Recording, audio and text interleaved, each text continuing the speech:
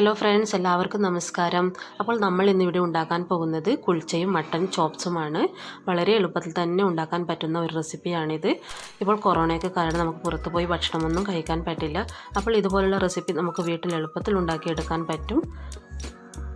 ഇത് നമ്മൾ ഹോട്ടലിൽ നിന്ന് കഴിക്കുന്ന അതേ ടേസ്റ്റിലുള്ള കുൽച്ചയാണ്. അപ്പോൾ നമുക്ക് വീഡിയോയിലോട്ട് പോകുന്നതിന് മുമ്പായി നിങ്ങൾ ആദ്യമായിട്ടാണ് വീഡിയോ കാണുന്നതെങ്കിൽ ഒന്ന് സബ്സ്ക്രൈബ് ചെയ്യണം. അതിനടുത്തുള്ള ഒരു ബെല്ലൈക്കൺ ഉണ്ട്, അതും കൂടി ഒന്ന് പ്രസ് ചെയ്താൽ ഞാനിടുന്ന പുതിയ വീഡിയോസിൻ്റെ നോട്ടിഫിക്കേഷൻ നിങ്ങൾക്ക് കിട്ടും. എന്നാൽ നമുക്ക് റെസിപ്പിയിലോട്ട് പോകാം. കുൽച്ച ഉണ്ടാക്കാൻ വേണ്ടി ഞാനിവിടെ ഒരു ബൗളിൽ 1.5 കപ്പ് മൈദ എടുത്തിട്ടുണ്ട്. അതിലേക്ക് ആവശ്യത്തിന് ഉപ്പും കൂടി ചേർത്ത് കൊടുക്കാം. പിന്നീട് ഞാനിതിലേക്ക് ഒരു 1/2 ടീസ്പൂൺ പഞ്ചസാരയും 1/2 ടീസ്പൂൺ ബേക്കിംഗ് പൗഡറും കൂടി ചേർത്ത് കൊടുക്കുന്നുണ്ട്. അതിനുശേഷം ഒരു 1/4 കപ്പ് തൈരും കൂടി ചേർത്തിട്ടുണ്ട്. പിന്നീട് ആവശ്യത്തിന് ഓയിൽ, ഒരു 2 ടീസ്പൂൺ കൂടി ഓയിൽ കൂടി ചേർത്ത് കൊടുത്ത് നന്നായി ഒന്ന് കുഴച്ചെടുക്കണം. നന്നായി മിക്സ് ചെയ്തതിന് ശേഷം ആവശ്യത്തിന് വെള്ളം ചേർത്ത് കൊടുത്ത് നല്ല പോലെ ഒന്ന് കുഴച്ചെടുക്കാം. നല്ല സോഫ്റ്റ് രൂപത്തിൽ കുഴച്ചെടുക്കണം. നമ്മുടെ കുൽച്ചയ്ക്ക് വേണ്ടിയുള്ള മാവ് ഇവിടെ റെഡി ആയിട്ടുണ്ട്. ഇനി നമുക്കതൊരു വെറ്റ് ക്ലോത്ത് കൊണ്ട് ഒന്ന് പൊതിഞ്ഞ് വെച്ചിട്ട് 1 മണിക്കൂർ നേരത്തേക്ക് മാറ്റി വയ്ക്കാം. നമ്മുടെ കുൽച്ചയുടെ മാവ് റെഡിയാകുമ്പോഴേക്കും നമുക്ക് മട്ടൻ ചോപ്സ് റെഡിയാക്കി എടുക്കാം. അതിനുവേണ്ടി ഞാനിവിടെ ഒരു 1/2 കിലോ മട്ടൻ നല്ലപോലെ കഴുകി വൃത്തിയാക്കി വെച്ചിട്ടുണ്ട്.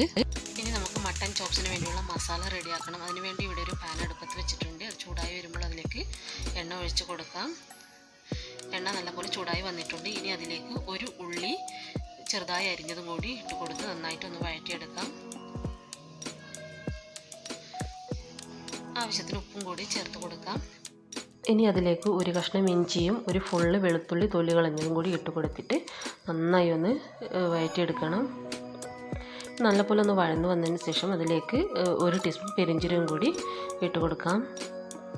വീണ്ടും നന്നായി ഇളക്കി കൊടുത്തതിന് ശേഷം 1 ടീസ്പൂൺ മല്ലിയും കൂടി കൊത്തമല്ലിയും കൂടി ഇട്ട് കൊടുത്തിട്ട് വീണ്ടും ഒന്ന് വഴറ്റിയെടുക്കണം. അതിനുശേഷം 1 ടീസ്പൂൺ കുരുമുളകും കൂടി ഇട്ട് കൊടുക്കുന്നുണ്ട്.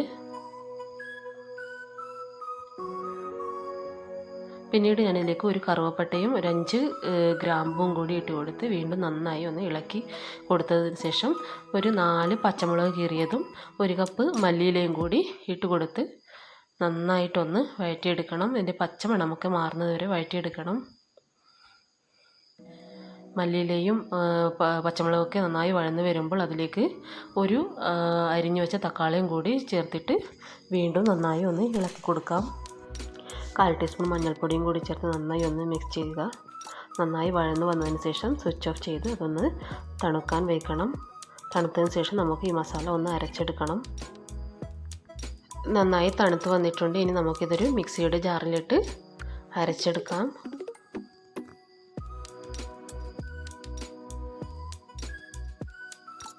കാൽ കപ്പ് തേങ്ങയും കൂടി ഇതിലേക്ക് ചേർക്കുന്നുണ്ട്. ഇതൊരു ഓപ്ഷണലാണ്, വേണമെങ്കിൽ മാത്രം ചേർത്താൽ മതി. ഇനി ആവശ്യത്തിന് വെള്ളവും കൂടി ഒഴിച്ച് നന്നായിട്ടൊന്ന് അരച്ചെടുക്കാം. അപ്പോൾ നമ്മളിത് അരച്ചെടുത്ത് കഴിഞ്ഞു.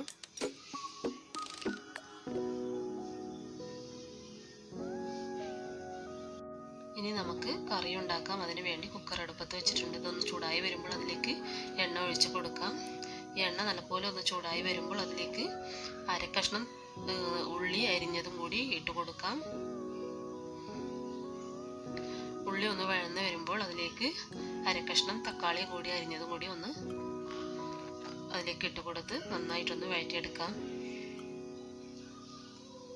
പിന്നീട് ഞാനിതിലേക്ക് കുറച്ച് പുതിന ഇലയും കൂടി ചേർക്കുന്നുണ്ട്. പുതിന ഇലയും കൂടി ചേർത്ത് നന്നായിട്ട് അതിൻ്റെ പച്ചമണം മാറുന്നത് വരെ ഒന്ന് വഴറ്റിയെടുക്കണം. ഇനി നമുക്കതിലേക്ക് നേരത്തെ കഴുകി വൃത്തിയാക്കി വെച്ച മട്ടനും കൂടി ചേർത്ത് കൊടുത്ത് നന്നായിട്ടൊന്ന് മിക്സ് ചെയ്ത് കൊടുക്കണം. ഇതിലേക്ക് ആവശ്യത്തിന് ഉപ്പ് ചേർത്ത് കൊടുക്കാം. ഒരു 1/4 ടീസ്പൂൺ മഞ്ഞൾപ്പൊടിയും കൂടി ചേർത്ത് കൊടുത്തിട്ട് നന്നായിട്ടൊന്ന് വഴറ്റിയെടുക്കണം. ഒരു 1/4 ടീസ്പൂൺ മുളക് പൊടിയും കൂടി ചേർത്ത് കൊടുക്കാം. ഇത് ഓപ്ഷണലാണ്. കാരണം എന്താണെന്ന് വെച്ചാൽ നമ്മൾ പച്ചമുളകും കുരുമുളകും ഒക്കെ വറുത്ത് അരച്ചെടുത്തിട്ടുണ്ട്. അപ്പോൾ വേണമെങ്കിൽ മാത്രം ചേർത്താൽ മതി. ഇനി നമുക്ക് ഈ അരച്ച പേസ്റ്റ് കൂടി അതിലേക്ക് ചേർത്ത് കൊടുക്കാം. കൂടി ചേർത്തിട്ട് നന്നായി ഒന്ന് മിക്സ് ചെയ്തെടുക്കാം. നമ്മുടെ കറി കുറച്ച് തിക്കായിട്ടിരിക്കണം, അതുകൊണ്ട് ഒരുപാട് വെള്ളം ഒഴിക്കേണ്ട ആവശ്യമില്ല. ഇനി നമുക്ക് കുക്കറിൻ്റെ മൂടിയിട്ട് ഒരു 7-8 വിസിൽ വരുന്നവരെ കാത്തിരിക്കാം. എന്താ വെച്ചാൽ നമ്മുടെ മട്ടൻ ഒരുപാട് വേവുണ്ട്.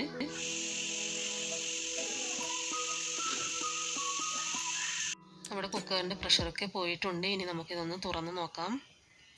നമ്മുടെ മട്ടൻ ചോപ്സ് റെഡി ആയിട്ടുണ്ട്, കണ്ടില്ലേ? അടിപൊളി ടേസ്റ്റാണ്. ഇനി കുറച്ച് മല്ലിയിലും കൂടി തൂവി കൊടുക്കാം. ഇനി നമുക്കതൊരു കുഞ്ഞ് ബൗളിലേക്ക് സെർവ് ചെയ്യാം. നല്ല അടിപൊളി മട്ടൺ ചോപ്സാണ്.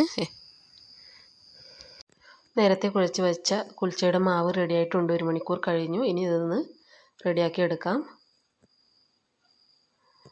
ഇത് നമുക്ക് ഓരോ ഉരുളകളായി മാറ്റി വയ്ക്കാം.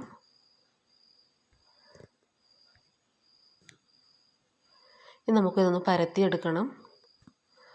അതിന് വേണ്ടി കൗണ്ടർ ടോപ്പിൽ കുറച്ച് മൈദമാവ് സ്പ്രെഡ് ചെയ്തിട്ട് ഓരോ ഉരുളകളും ഇങ്ങനെ വെച്ച് കൊടുത്ത് കൈകൊണ്ട് പ്രസ് ചെയ്ത് അതിലേക്ക് എള്ള് ഇട്ട് കൊടുത്തിട്ട് മല്ലിയിലയും കൂടി വെച്ച് കൊടുത്ത് നന്നായി കൈകൊണ്ടൊന്ന് പ്രസ് ചെയ്ത് കൊടുക്കണം. അതിനുശേഷം അതൊന്ന് മറച്ചിട്ട് ഒരു ചപ്പാത്തി കോല് കൊണ്ട് പരത്തിയെടുക്കണം. ഒരു ഓവൽ ഷേപ്പിലാണ് പരത്തിയെടുക്കേണ്ടത്. പിന്നെ അതിനുശേഷം കുറച്ച് വെള്ളം തൂവി കൊടുക്കണം, സ്പ്രെഡ് ചെയ്ത് കൊടുക്കണം. ഇനി മെല്ലെ അതൊന്ന് എടുത്തിട്ട് നമുക്ക് പാനിലേക്ക് ഇട്ട് കൊടുക്കാം.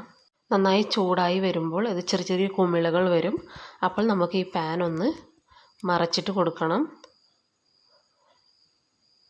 ഇപ്പോൾ ഇതുപോലുള്ള പഴയ പാനാണ് എടുക്കുന്നതെങ്കിൽ നന്നായിരിക്കും. പുതിയ പാനാണെങ്കിൽ ഇങ്ങനെ മറച്ചിടുമ്പോൾ അത് ഇളകി വീഴും. അതുകൊണ്ടാണ് പഴയ പാൻ എടുക്കണമെന്ന് പറയുന്നത്. നമ്മുടെ കുൽച്ച ഇവിടെ റെഡി ആയിട്ടുണ്ട്. ഇതിൻ്റെ മേലെ ബട്ടർ ഇട്ട് കഴിഞ്ഞാൽ അത് ബട്ടർ കുൽച്ചയായി. ബട്ടർ കുൽച്ച അല്ലെങ്കിൽ ബട്ടർ നാൻ എന്ന് പറയും. അപ്പോൾ ഞാനിവിടെ ബട്ടറൊന്നും ചേർക്കുന്നില്ല. അപ്പോൾ നമ്മുടെ അടിപൊളി കുൽച്ചയും മട്ടൺ ചോപ്സും ഇവിടെ റെഡി ആയിട്ടുണ്ട്. അടിപൊളിയാണ്. ഹോട്ടലിൽ നിന്ന് കിട്ടുന്ന അതേ ടേസ്റ്റിലാണ്. അപ്പോൾ നിങ്ങളെല്ലാവരും ഒന്ന് ട്രൈ ചെയ്യണം.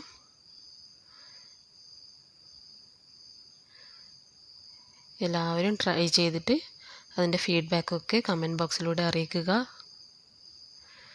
എന്നാൽ അടുത്തൊരു വീഡിയോയുമായി കാണുന്നത് വരെ ബൈ. Thank you.